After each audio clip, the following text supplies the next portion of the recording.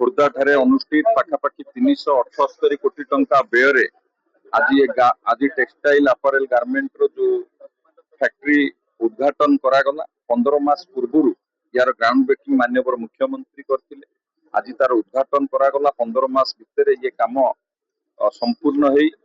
आज epic group रो factory माध्यम रे ये अंचल रे पाखापाखि 7000 निजुक्ति निजुक्तिर एक सुजोग सृष्टि एवं आपण माने भी देखुथिबे पाखापाखि 2000 रु ऊर्ध्व निजुक्ति मध्य से देई सारलेनी एवं ताप सहित ट्रेनिंग मध्य चली ट्रेनिंग करे किभली भाबरे ओडिया युवक युवती मानक एठी निजुक्ति दिया जाउची। ये निश्चित भाबरे आम समस्तक पई एक खुशीर कथा गर्वर कथा। माननीय मुख्यमंत्री सबु बेले गुरुत्व देइचंती ओडिसा रे किभली भाबरे लेबर इंटेंसिव इंडस्ट्री हबो एवं ओडिया युवक युवती माने निजुक्ति पाइबे। आज एपिक ग्रुप तार ज्वलंत उदाहरण एवं एई भली भाबरे ओडिसा रे जो भली भाबरे शिल्प अभिवृद्धि रे ओडिसा आगु को बढ़ुची।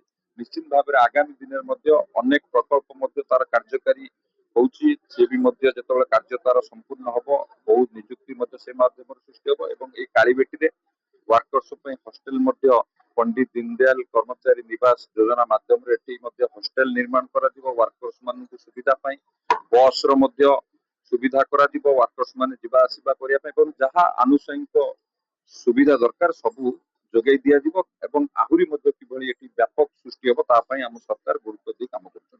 हम लोग को अच्छा लग रहा है उड़ीसा में इन्वेस्टमेंट करना।